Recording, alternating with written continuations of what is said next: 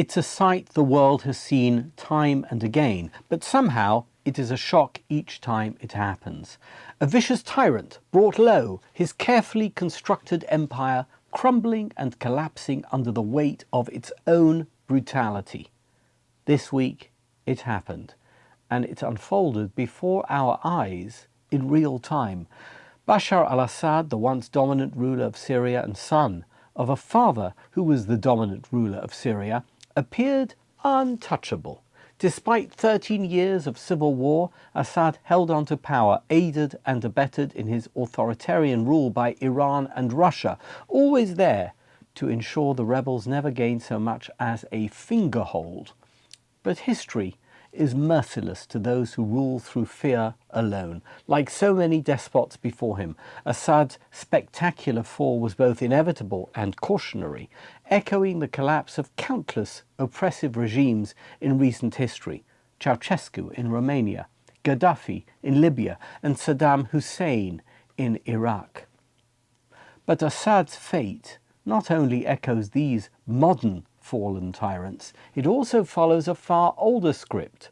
One could compare him to Al-Hakim bi-Amr Allah, the infamous Fatimid Caliph of Egypt, whose erratic and oppressive rule alienated his people and plunged his reign into chaos and earned him the title the Mad Caliph.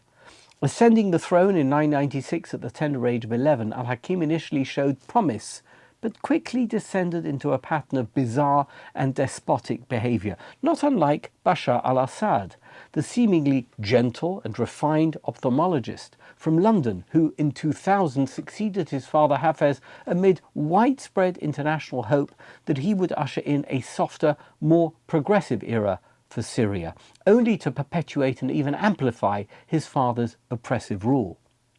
Just like Assad, Al-Hakim enforced laws that bewildered and terrorized his subjects. Religious minorities, particularly Christians and Jews, but also Muslims, faced fierce persecution and vicious pogroms which included the destruction of their places of worship. Even his own advisors and allies began questioning his sanity as he declared himself a divine figure. In 1021, Al-Hakim mysteriously disappeared, and many believe that he was assassinated by those closest to him. And what about Al-Musta'sim, the last Abbasid Caliph of Baghdad, whose complacency in the face of danger ended in the catastrophic Mongol destruction of his capital and his own humiliating death in 1258?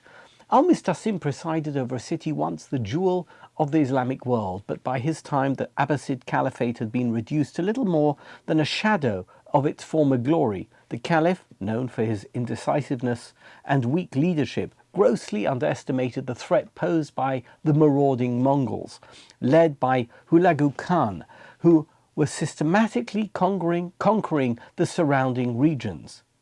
And the similarities to Assad don't end there. Despite repeated warnings and opportunities to prepare for an inevitable attack, Al-Musta'sim faltered, failing to muster an adequate defense or seek effective alliances. His arrogance and misplaced confidence in Baghdad's reputation as an invincible cultural and religious hub left the city exposed. When the Mongols finally laid siege to Baghdad, they met little resistance, and the ensuing massacre was one of the most devastating and violent in medieval history. Hundreds of thousands of residents were slaughtered. The city's famed libraries, including the House of Wisdom, were burned, and Baghdad was left in ruins. As for Al-Musta'sim himself, he was captured by Hulagu, who rolled him up in a carpet and had him trampled to death by horses. His demise marked not only the end of the Abbasid Caliphate in Baghdad, but was also a powerful demonstration of the brutal consequences of leadership defined by complacency and miscalculation, not dissimilar to what we saw this week. But perhaps most evocative of all, in light of what we saw this week, is the story of Boabdil, Abu Abdallah Muhammad XII, the last Muslim Sultan of Granada, who surrendered his kingdom to Spain's Catholic monarchs in 1492. As Boabdil fled into exile, he reportedly stopped on a hillside to look back at his lost realm. Overcome with grief, he began to weep, prompting his mother's scornful rebuke. "You weep like a woman for what you could not defend as a man." One wonders if anyone whispered those words or something similar to Assad as he hightailed it to Moscow this week, leaving his country in tatters. Like Boabdil, Assad's reign ends not with dignity or resolution, but in disgrace, as he leaves Syria shattered and divided, with much of its territory in the hands of Islamic fanatics whose brutality rivals his own. History's judgment of Assad will be as unforgiving as that of Boabdil, a ruler whose failures were both inevitable and avoidable, and whose legacy is one of ruin. And yet, as we reflect on the dramatic fall of Assad and the forgotten legacies of tyrants and losers like Al-Hakim, Al-Musta'sim and Boabdil, we are reminded of a striking passage in the Torah that provides timeless insight into the nature of power and legacy. In Parashat Vayishlach, the Torah lists the names of Esav's descendants, one aluf after another. Aluf Teman, Aluf Omar, Aluf Tzefo, Aluf Kanaz. The aluf titles imply chieftains, leaders, mighty figures in their time, but the question is inescapable. Why does the Torah dedicate precious space to these forgotten, seemingly irrelevant people? What purpose does this passage serve, recounting a lineage that has no lasting significance?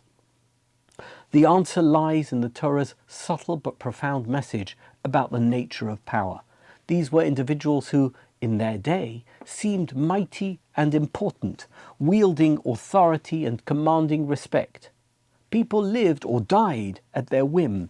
Armies marched, land was conquered, lives were impacted, and yet their power was fleeting and shallow, rooted purely in conquest and temporal strength.